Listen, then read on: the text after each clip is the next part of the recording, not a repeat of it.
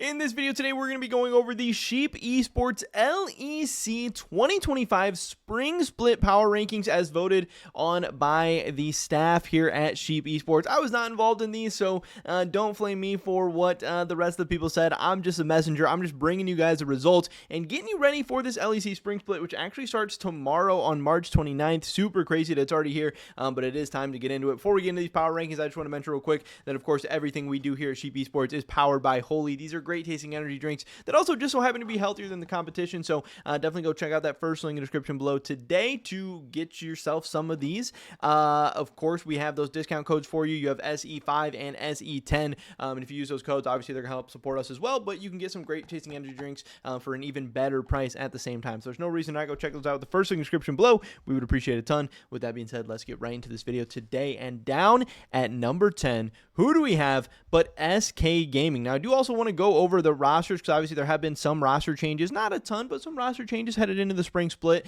So for SK Gaming here, we have JNX in the top lane, Bukata in the jungle, Reeker, Kadui, and Loopy. So two roster changes here for SK going from the winter to the spring. And obviously our staff here at Sheep Esports not necessarily too impressed by these changes. We will have to see what happens. But obviously SK was a team that finished 1-8 in the winter regular season, tied for last there with Rogue.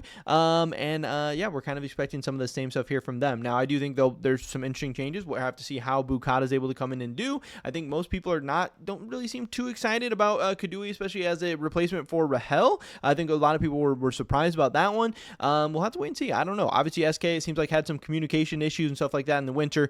Maybe they'll be sorted out now. Maybe this will help make a big change for them. But like I said, we have them at the bottom. At number 9, we have Rogue. Now, again, we do have these same bottom two teams between winter and spring. We're not really expecting too many changes here. I don't think we got any roster changes for Rogue. Adam, Malrong, Larson, Patrick, and Execute. So we're running back the same Rogue roster again. Again, this Rogue roster that did go 1-8 during the winter split regular season. So, yeah, making not any changes and expecting different results maybe is crazy. Who knows? We'll have to wait and see. But also, Rogue, we do know, has that stuff going on behind the scenes right now where they may be getting acquired by some team. Obviously, the most recent rumor we've heard is that Natus Vincere is in advanced discussions for this spot and could be taking over the Rogue slot in the LEC as soon as summer split for 2025. So we'll have to wait and see, obviously, for more details and stuff right there. But in the meantime, I'm sure Rogue just kind of wants to exist, wants to get through this and kind of, yeah, get this thing sold and move on from there. So I don't really expect, Rogue to be making too many changes or too many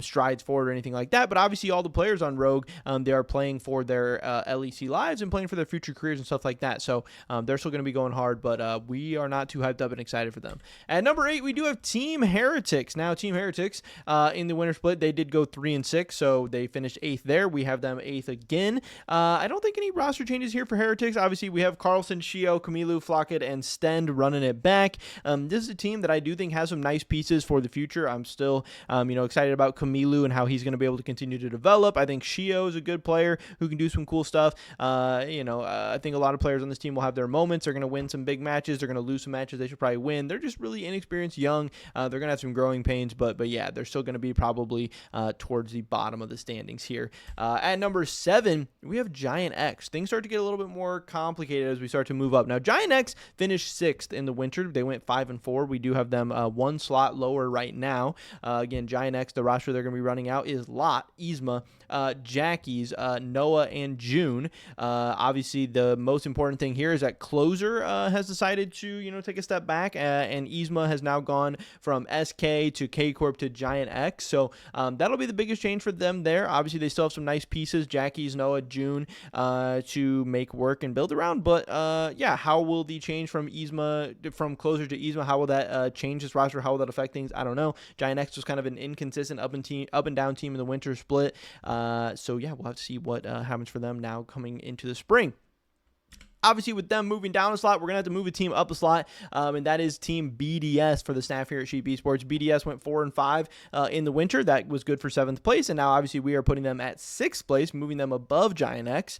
I think these teams are very, very close. I think both these teams have some good and bad things about them. BDS, irrelevant, 1-1-3, Nuke, Ice, and Peruse running it back as well. And yeah, we'll have to see how this works out for them, running back that same roster. I think obviously they have some nice pieces. Ice, irrelevant, some very, very great players individually. Nuke, Nuke has also, had plenty of good games and good splits in the LEC so far. Definitely some question marks on this team, some consistency issues to be sure. But I think this team at their best is much better than like a 6th or 7th place team. But I don't know. Maybe I'm just wrong about them. Who knows? At number 5, we have Team Vitality. Now, Team Vitality did go 5-4, which again was good for 5th in the winter split. So again, not much changing here. But Vitality did have a very, very significant change, which could make them a lot better, a lot worse. I don't know. I think it's going to do something, though. Obviously, this team running back the same roster, except for Niski as support over Hylissang. Now, I know people were very, very, very critical of Hylissang. Obviously, he is a great player, insane career,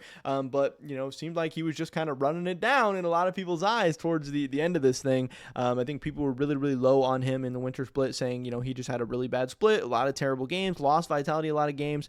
Now, is Vitality the most talented team in the world? No, not necessarily, but they are doing some good things, and the big question mark here is Niski. Is he going to come in and be great? Is he going to come in and be okay? Is he going to come in and just be good enough to be a replacement from Hylissang, running it down inting games? Or is Niski going to be a legitimate difference maker at the support position? And if Niski does come in and is able to be a very good player by the end of the split, Vitality could make a little run at this. Vitality could, move even further up this leaderboard, because, hey, they were 5-4 even with Hylissang not playing so great. But I don't know if Niski will be able to come in and learn the support role right away, or if it'll even be a good fit for him at the end of the day. I don't know. Definitely a big experiment going on there. At number 4, we have Movistar Koi. Now, Koi, obviously a very, very controversial team all over the place. You have Jojo Pune, trash talking and sometimes making big plays, sometimes inting, whatever, but this team, again, same roster: Merwin, Ilyoya, Jojo Pune, Supa, and Alvaro. Tons of talent, tons of potential, but they need to put it all together. They need to, not just be a team with potential, not just a team that's good on paper. They actually need to be good in real life,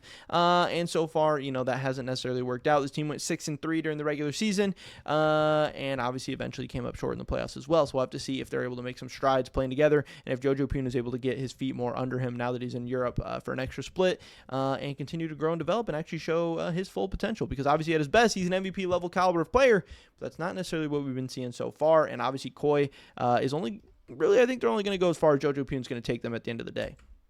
Number 3, we have Fnatic. Now, this is obviously crazy because Fnatic was our regular season split winner, or front runner, going 8-1 during the winter. But obviously, they definitely had their fair share of issues, and obviously came up short in the playoffs as well. We have them at number 3 again. Fnatic with that same roster: Oscar, Razork, Humanoid, Upset, and Mickey. Tons of amazing names, tons of great players, tons of big names, tons of talent, but are they going to be able to get it done? I don't know. Pretty crazy seeing them at number 3, but obviously the top 2 spots, no surprise. We actually have G2 Esports at number 2. Again, it is not often that G2 Esports comes into any split in Europe not ranked as the number 1 team, but obviously they came up short. They weren't the best team in the regular season. They weren't the best team in the playoffs. There's still lots of question marks about this team. How good are they as a fit together? Is Labrov a question mark? Is Labrov good enough? Does Skumon fit in with this team good enough? Is Caps, going to have a great year this year, because he maybe wasn't as good as he should be or can be or always has been this past split? He needs to carry this team, whatever. There's a million different questions. Did G2 make the right decisions? Are they going to be, is this iteration of G2 ever going to reach the heights that, the G2 expectation level? I don't know. We'll have to wait and see. But again, we have them as a number 2 team coming into this split. And at number 1, we have K Corp, a team that obviously won the split in the winter. They were 6-3 during the regular season in the winter, but then they ended up winning the split. They ended up going to first stand and making it all the way to the finals. So did that international experience help them out? Does it help them grow as a team? Are they going to come into the split even stronger, or are they going to hit that little bit of a hangover that sometimes teams hit after going to an international event and having less of an offseason to travel, all that craziness? I don't know, but at least our Sheep Esports staff has them at number 1 coming in the split. And yeah, I don't know. Get ready. Things are going to kick off tomorrow. We're going to see how this all plays out. Pretty much every video today, guys. Hopefully catch you in the next one. Until then, peace.